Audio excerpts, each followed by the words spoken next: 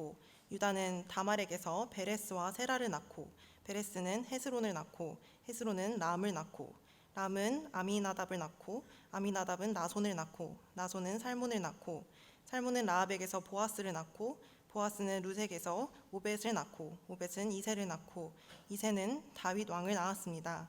다윗은 원래 우리아의 아내였던 여인에게서 솔로몬을 낳고 솔로몬은 르호보암을 낳고 로아보암은 아비야를 낳고 아비야는 아사를 낳고 아사는 여호사밧을 낳고 여호사밧은 요람을 낳고 요람은 우시야를 낳고 우시야는 요담을 낳고 요담은 아하스를 낳고 아하스는 히스기야를 낳고 히스기야는 므낫세를 낳고 므낫세는 아몬을 낳고 아몬은 요시야를 낳고 요시야는 바벨론으로 잡혀갈 무렵에 여고냐와 그 형제들을 낳았습니다. 바벨론으로 잡혀간 후로 여고냐는 스알디엘을 낳고 스알디엘은 스룹바벨을 낳고 스룹바벨은 아비훗을 낳고 아비훗은 엘리야김을 낳고 엘리야김은 아소르를 낳고 아소르는 사독을 낳고 사독은 아킴을 낳고 아킴은 엘리훗을 낳고 엘리훗은 엘르아사를 낳고 엘르아살은 mat단을 낳고 mat단은 야곱을 낳고 야곱은 마리아의 남편 요셉을 낳고 마리아에게서 그리스도라 하는 예수께서 태어나셨습니다. 다 함께 읽도록하겠습니다. 그러므로 아브라함으로부터 다윗까지가 모두 14대요 다윗부터 바벨론으로 잡혀갈 때까지 모두 14대요 바벨론으로 잡혀간 때부터 그리스도께서 태어나신 때까지가 모두 14대입니다. 아멘. 귀한 찬양 감사드립니다. 하늘에서 내려온 천사들 같습니다. 귀한 목소리도 좋고 찬양하는 소리가 정말 하나님께서 기뻐 받으시는 귀한 예배가 될 줄 믿습니다. 오랜만에 여러분과 함께 또 말씀을 나눌 수 있어서 감사하고 행복한 것 같습니다. 한 해 마지막이 12월, 참 언제나 어수선하고 분주한 마음들이 있는데 여러분들 하나씩 잘 정리해가는 연말이 되었으면 좋겠습니다. 특별히 뉴질랜드의 12월 공식적인 이제 휴가 시즌인데 여러분들이 아마 이제 이번 주 지나고 또 이곳을 많이 떠나시는 분들도 계실 텐데 여러분들이 어디에 있든지 또 뭐 오클랜드에 있든 정말 예수 그리스도를 묵상해가고 예수 그리스도를 더 닮아가는 이 연말이 되기를 원합니다. 오늘 말씀은 언제나 이 12월 말에 찾아오는 이 한 날에 대해서 함께 생각해보고 그 날이 주는 메시지에 대해서 정리해보고자 합니다. 그 날이 어떤 날일까요? 크리스마스, 성탄절입니다.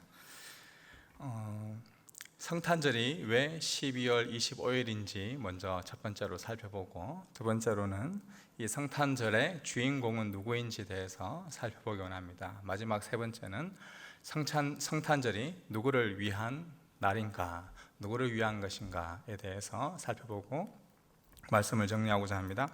첫 번째입니다. 성탄절은 왜 12월 25일인가? 예수님이 정말 12월 25일에 태어나셨을까요?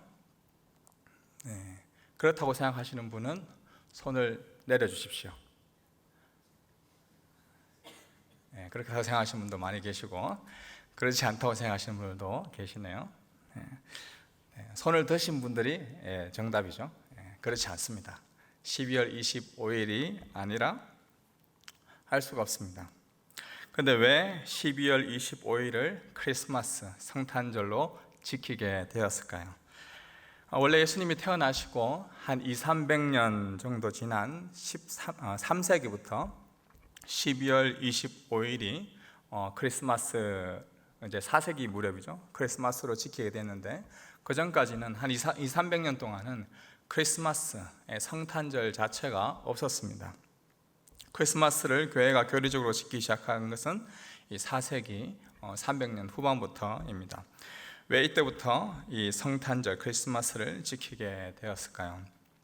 원래는 지키지 않았다가 이 12월 25일을 크리스마스로 지정하여 지켰다는 것을 볼 때 그 당시 제국이었던 로마 제국에 대해서 한번 배경을 알 필요가 있습니다.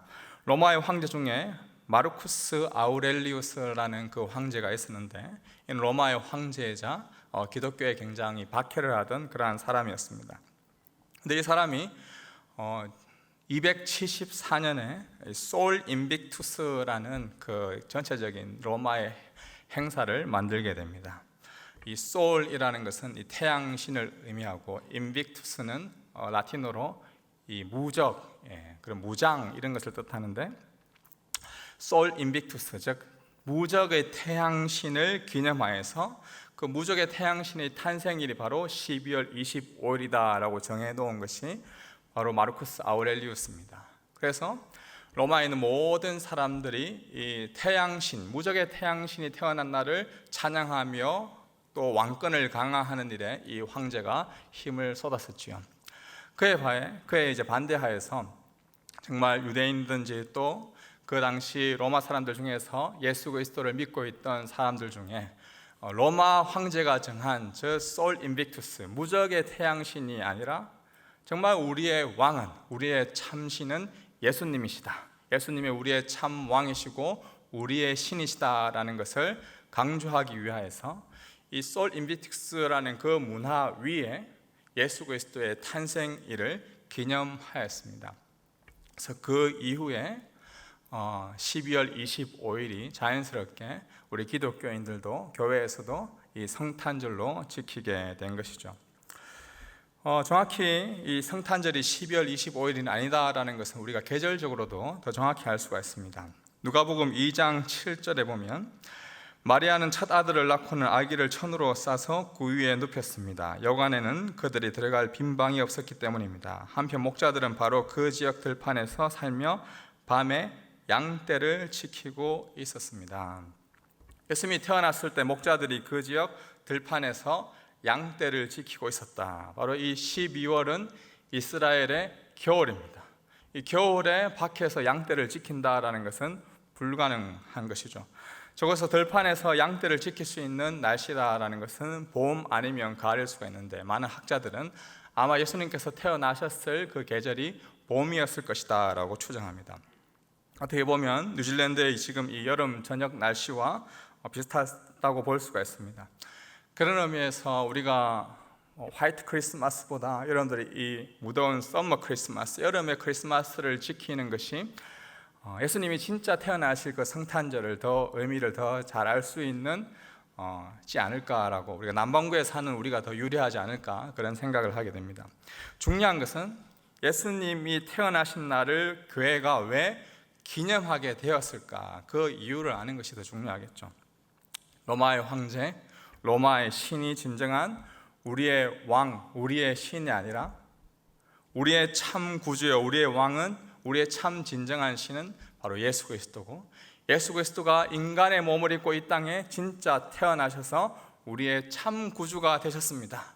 그 아기 예수가 우리의 참 왕이십니다라는 것을 기념하는 그날이 바로 크리스마스, 성탄절입니다. 우리가 읽었던 이 마태복음 1장 1절을 한번 보십시오. 아브라함의 자손이며 다윗의 자손인 예수 그리스도의 족보입니다. 아브라함의 자손 그리고 다윗의 자손 예수님의 족보라고 기록되어 있습니다. 영어 번역본에 보면 이 아브라함과 다윗, 이 둘 중에 어느 단어가 먼저 나와 있습니까? 다윗이죠. 원래 이제 성경의 원어인 헬라 성경에도 보면 이 다비드라는 이 단어가 가장 먼저 나옵니다. 왜 데이비드가 먼저 나올까요? 바로 이스라엘의 왕을 상징하는 그 대표적인 인물이 다윗이기 때문에 그렇습니다. 이 다윗의 후손으로 계속해서 왕족으로 태어나신 그 우리의 진짜 왕이 예수다라는 것을 강조하기 위해서 The Son of Christ, 그 예수 그리스도는 바로 이 데이비드의 후손이다 라는 것을 강조해주고 있죠. 마태가 유대인들을 향하여 마태복음을 기록할 가장 큰 목적 중에 하나는 예수님이 다윗과 같은 왕이었다는 그 사실을 전파하기 위한 것입니다. 예수님이 바로 왕족 출신으로서 우리의 진정한 왕이 되신다는 그 사실을 오늘 우리가 읽었던 이 족보를 통해서 전파하고 있습니다.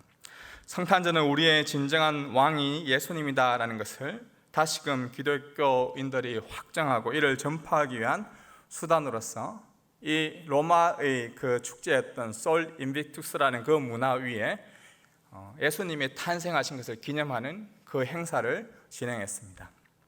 이러한 기독교 전통을 우리는 크리스마스를 이러한 기독교 전통으로서 우리가 크리스마스를 생각해 본다면 우리의 진정한 왕이신 예수님을 증거하는 그 날이 바로 이 크리스마스 성탄절이 되어야 할 것입니다. 그러나 오늘날 많은 이 사람들이, 많은 또 세상의 문화들이 이 크리스마스라는 그 단어조차도 이제 쓰지 못하게 하기도 그렇죠. 미국에서 보면 이제 크리스마스라는 그 단어 자체도 쓰지 말라, 그냥 해피 홀리데이, 행복한 그런 휴일이다라는 그런 단어를 쓰지, 왜 특정 종교의 탄생일을 기념하는 그러한 날로 기념하여 여기냐, 그냥 우리가 연말에 파티하고 즐기자라는 그러한 변질된 문화가 이어져 가고 있습니다.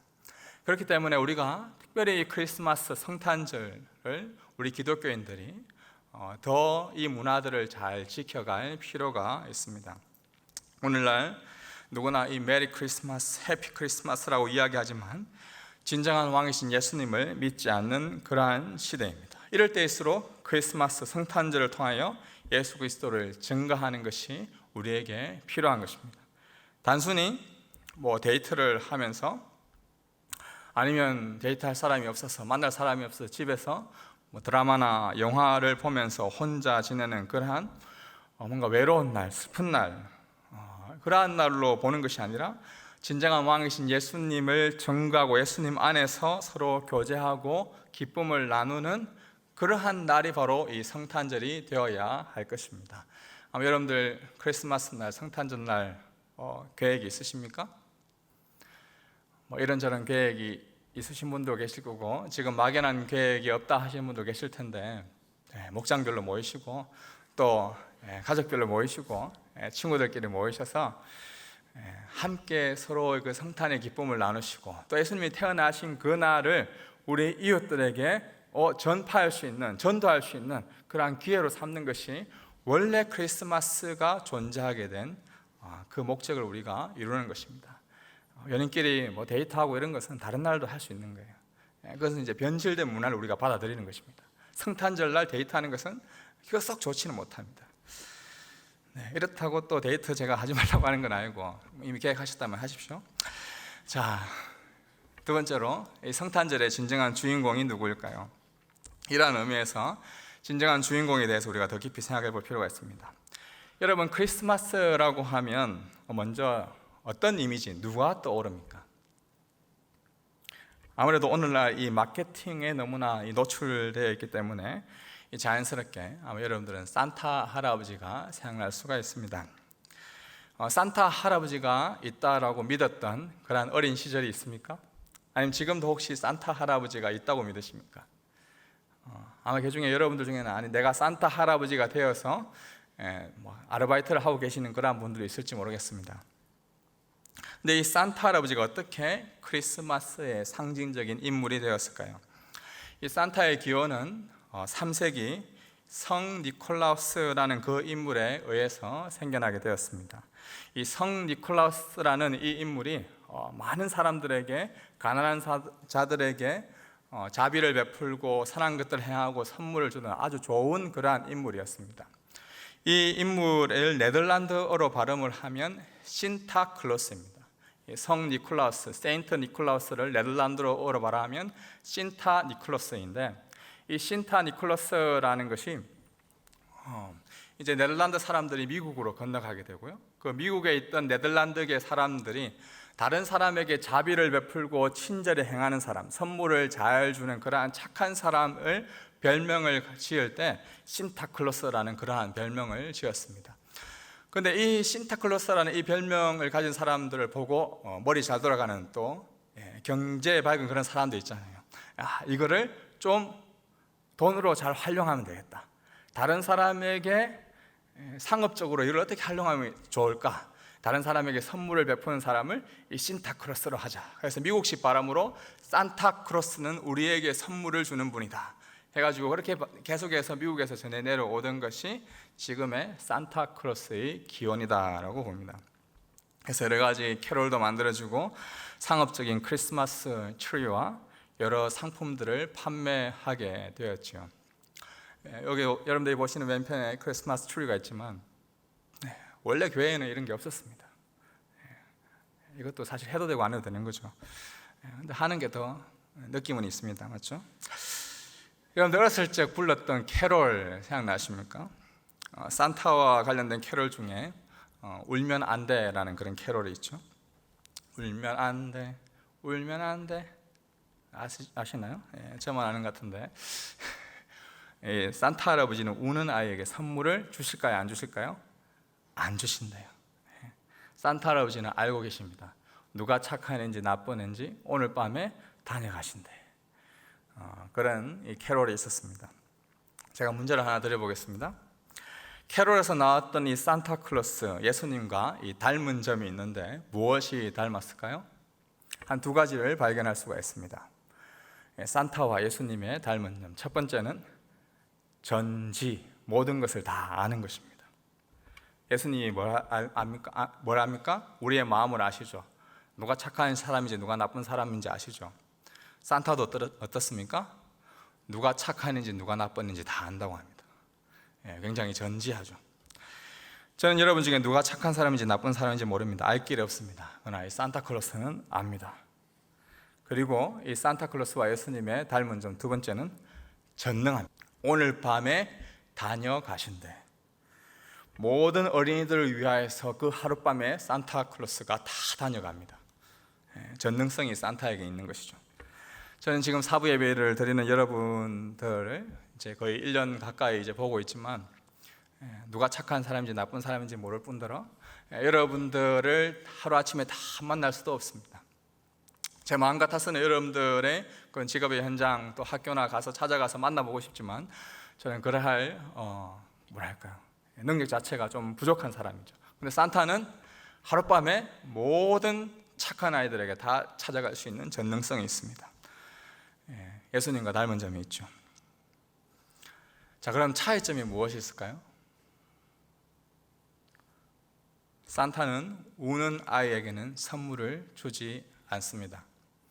그러나 예수님은 어떨까요?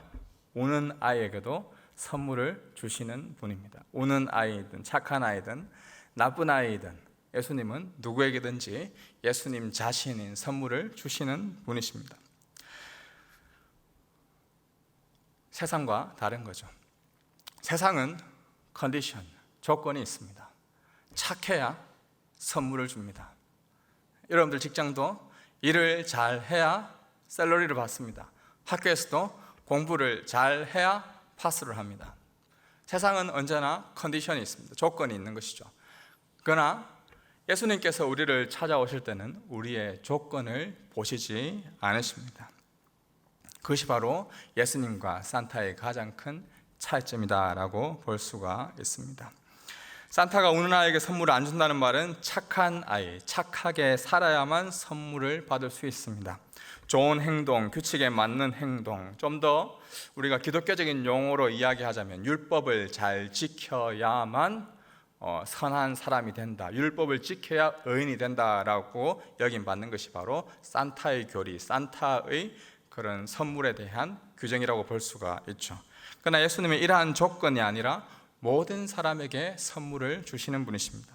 예수님 자신이 이 땅에 오셨을 때 또한 스스로가 우는 사람으로서 하나님께 자신의 모든 기도와 간구를 들으셨던 것을 우리가 볼 수가 있습니다. 히브리서 5장 7절 말씀인데요. 우리 다 같이 한번 읽어보겠습니다. 예수께서 육체 가운데 계실 때 자신을 죽음에서 구원하실 수 있는 분께 통곡과 눈물로 기도와 간구를 올리셨고 경외하심을 인해 응답을 받으셨습니다. 아멘. 2023년 여러분들 한 해를 어떻게 살아오셨습니까? 통곡과 눈물 아니고서는 설명할 길이 없는 고단한 인생길을 살아오신 분도 계실 것입니다. 직장에서, 때로는 학교에서, 또 예기치 못한 가정의 여러 가지 문제들로 인하여서 눈물과 고통 아니고서는 나의 인생을 말할 수 없는 그러한 끔찍한 한 해를 보내었던 분도 있을 것입니다. 여러분의 상황과 형편이 어떠하든지 통곡과 눈물로 먼저 우리의 앞서 하나님께 기도와 간구를 올리셨던 그 예수 그리스도, 그분을 기억하십시오. 그리고 여러분도 여러분의 아픔과 절망, 여러분들의 우는 모습 있는 그대로를 하나님께 올려드리십시오.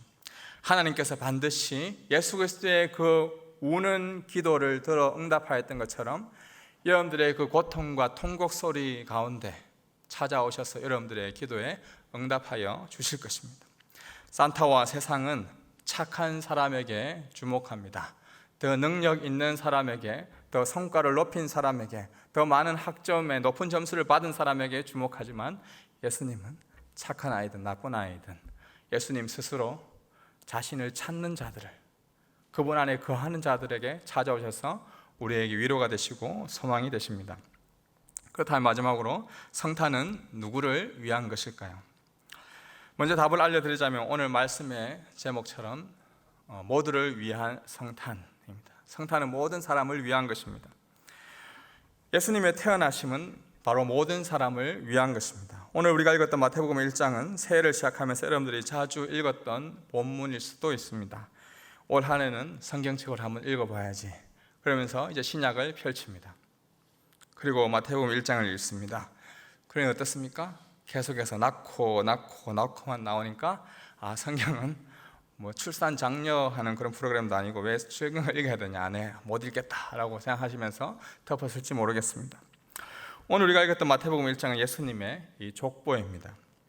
서두에서 이야기했던 것처럼 왕으로 오신 예수님, 왕으로 태어나신 예수님에 대한 족보입니다. 그리고 이러한 족보는 2000년 전 유대 사회에서는 굉장히 중요한 책입니다. 오늘날 여러분이 직장을 구할 때, 또한 학교에 입학을 할 때, 누군가에게 자신을 어필하고 알릴 때 이력서를 씁니다. CV라고 불리죠. 이 CV라는 이 라틴어 단어가 크리쿨럼 비테인데 이를 번역하면 그 한 사람의 생애다라고 볼 수가 있습니다. 그 한 사람이 달려왔던 그 삶의 경주이죠. 어떤 상을 받았고, 어떤 학교를 졸업했고, 어떤 활동을 하였는지 그 CV를 잘 적어야 직장에 들어갈 수 있는 가능성이 더 커집니다. 아마 구직을 하고 있는 분들 중에 어떻게 하면 좋은 이력서를 적을지 많은 고민을 하면서 이력서를 지금 작성하고 있을지 모르겠습니다. 2000년 전 예수님 그 당시에 이 CV, 이 이력서는 오늘날과 달랐습니다. 유대인들에게 있어서 이력서는, 그들의 CV는 무엇이었을까요? 바로 족보였습니다. 오늘날 우리의 상식으로는 다소 이해가 안 될 수 있지만 당시 문화적인 배경으로는 충분히 그들의 족보가 그들의 이력서가 될 수 있었습니다. 어떤 가문, 어떤 집안 출신이다라고 말하는 것은 곧 그 사람을 나타내는 데 사용되었던 것이죠. 마치 어떤 학교 출신이다, 어떤 지역 출신이다, 어떤 회사에 다니는지가 그 사람을 나타내고, 어떤 활동을 했는지가 그 사람을 나타내는 것이 오늘날의 모습이라면, 내가 지금 어떤 가문의 어떤 지파의 어떤 사람의 아들이다라는 것이 그 2000년 전 유대 당시에는 그 사람의 한 이력서가 되었습니다. 그래서 오늘 여러분들이 읽었던 마태복음 1장 1절에서 17절까지의 말씀은 우리가 지금 읽기에는 굉장히 좀 답답할 수도 있겠지만 유대인들에게는 굉장히 큰 관심사였습니다. 왜냐하면 예수님의 이력서였기 때문입니다. 어떤 사람이 어떤 가문, 어떤 집안 출신이라고 했을 때는 단순히 그 집안에서 태어난 것을 말하는 게 아니라 그 집안 전통으로 내려오는 집안의 가풍, 집안에서의 예절, 집안의 영향력을 고스란히 받아온 사람을 뜻합니다. 대개 부모님의 성향과 성품을 우리도 모르게 우리는 닮아가게 되어 있죠. 저도 가끔씩 놀랄 때가, 제 아들이 제가 말하지도 않았는데 저의 모습을 똑같이 행동할 때, 제가 안 좋은 모습을 가지고 있을 때 똑같이 행동하는 모습을 볼 때, 제가 가르쳐 주지도 않았는데 그런 행동을 하고 있을 때 굉장히 끔찍끔찍 놀라기도 합니다. 같은 DNA를 가지고 있다라고 생각할 수가 있죠. 2000년 전 유대 사회는 가문의 혈통이 그 사람을 평가하고 이해하는데 아주 중요한 척도입니다. 그래서 대부분의 유대인들은 자신들의 족보를 가지고 있었습니다. 그것이 바로 이력서이기 때문에 그렇죠. 당시 족보는 혈통 관계뿐만 아니라 상속권, 또 위한 중요한 그 상속을 받기 위해서는 족보가 있어야 했습니다. 그리고 직무를 계승하는 일에서 족보가 그들의 이력서가 되었죠. 또 인종적, 지리적 다양한 관계를 알아가는 데 중요한 자료로서 이 족보가 활용되었고, 당시의 역사를 알려주는 중요한 책이 족보였습니다. 예수님 당시 이스라엘을 다스렸던 헤롯 대왕이 있었는데, 이 헤롯 대왕은 유대 땅에서 태어난 것이 아니라 유대 밑에 있는 이방 나라 에돔 땅에서 태어났습니다.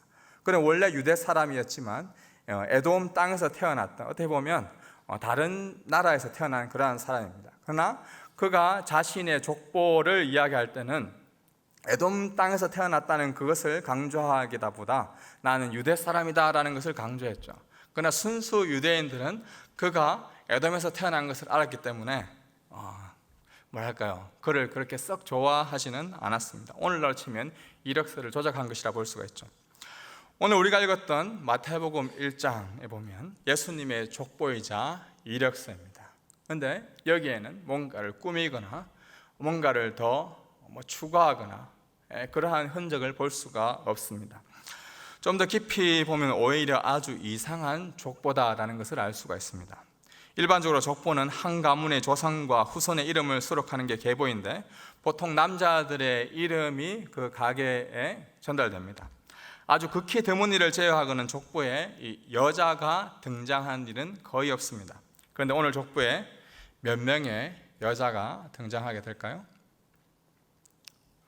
5명의 여자가 등장합니다.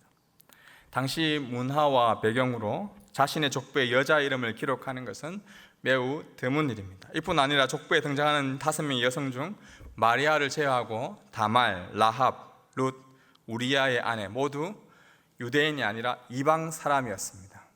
전통 가문이 아니었던 것이죠. 일반적으로 자신의 이력서에 한 줄이라도 더 자신이 괜찮은 사람, 더 쓸만한 사람, 더 좋은 사람으로 기록하는 게 상식인데 예수님의 족보에는 오히려 여자 이름, 그것도 이방 여자 중에 분명히 썩 좋지 않은 그러한 여자 이름까지 기록되어 있습니다. 계속해서 여자 하니까 여러분들 이제 여성분들에게 정말 죄송한데 2000년 전 유대 당시의 여자라고 하는 것은 그렇게 인권이 그렇게 시기를 존중받지 못하던 그런 시대였습니다. 심지어 유대인들의 기도문 중에는 이러한 기도문도 있습니다. 나는 이방인으로 태어나지 않아서 감사하고 그리고 여자로 태어나지 않아서 감사합니다 라는 그런 유대인들의 기도문이 있을 정도였습니다. 이러한 문화적 배경 속에 이 자신의 이력서에 그것도 여자, 이방 여자, 그것도 성품을 좋지도 못했던 창녀였던 그러한 여자의 이름을 기록했다라는 것은 자신의 CV 이력서에다가 어떻게 보면 먹칠을 한 격이다 볼 수가 있습니다. 내가 과거에 이러한 죄를 지었고 다른 사람을 패고 다녔습니다. 나는 이러한 범죄 경력이 있습니다를 오히려 이력서에 적으면서 떳떳하게 있다는 그런 모습을 볼 수가 있다는 것이죠. 예수님은 어떻게 보면 흠일 수 있는 그 여자, 이방 여자를 이 이력서에 왜 기록하게 되었을까요? 마태복음 1장 예수님의 족보를 통해 우리가 알 수 있는 것은 예수님이 이 땅에 오신 이유가 누구를 위해서, 예수님이 성탄을 하신 것은 누구를 위한 것인지 단적으로 보여주는 굉장히 우리에게 소중하고 희망, 소망이 있는 족보입니다. 예수님은 자신의 족보를 통해 자신이 이 땅에 오신 이유가 바로 모든 사람을 위한, 유대인뿐만 아니라 이방인, 헬라인, 그리고 남자뿐만 아니라 모든 여자들, 모든 남녀노소 동서고금을 막론하고 모든 사람을 위하여서 내가 이 땅에 낳고 해서 태어났다라는 것을 단적으로 보여주는 것이 예수님의 이력서, 예수님의 족보입니다. 누가복음 2장 10절에서 11절 말씀인데 한번 다 같이 읽어보시겠습니다. 천사가 말했습니다. 두려워하지 마라. 보아라, 내가 모든 백성에게 큰 기쁨이 될 좋은 소식을 너희에게 알려준다. 오늘 구주이신 주 그리스도가 다윗의 동네에서 태어나셨다. 모든 백성에게 큰 기쁨이 될 좋은 소식, 바로 구주이신 그리스도께서 우리를 위해 이 땅에 오셨다는 사실입니다. 성탄절을 앞두고 우리를 위해 이 땅에 오신 그 예수님을 다시 생각하는 이 연말이 되기를 소망합니다. 여러 가지 파티와 행사로 분주한 나날들을 여러분들은 보내고 있지 않습니까? 휴가 계획을 세우고 들뜬 마음에 빨리 이 홀리데이만 오기만을 기다리고 있는 분들도 계실 것입니다. 여러분들의 그 쉼을 마음껏 즐기시기 바랍니다. 2023년 여러분들 하늘을 달려오는데 참 고생 많으셨는데 휴가를 마음껏 즐기셔야죠. 그러나 성탄을 앞두고 예수 그리스도를 더 깊이 묵상하고 그 예수 그리스도를 더 깊이 알아가는 또한 이 연말이 되었으면 좋겠습니다. 진정한 우리의 쉼은, 진정한 우리의 안식은 휴가를 많이 보낸다고 해서 육체적으로 더 편해진다고 해서 우리에게 쉼이 있는 것은 절대 아닙니다. 우리의 진정한 쉼은 이 땅에 우리를 위해서, 모두를 위해서 오신 그 예수 그리스도, 그분 안에 있을 때 우리는 참 안식과 쉼을 누릴 수가 있습니다. 아무리 좋은 장소에서 좋은 것을 먹고 좋은 이벤트를 가지지만 진짜 쉼은 찾아오지 못합니다.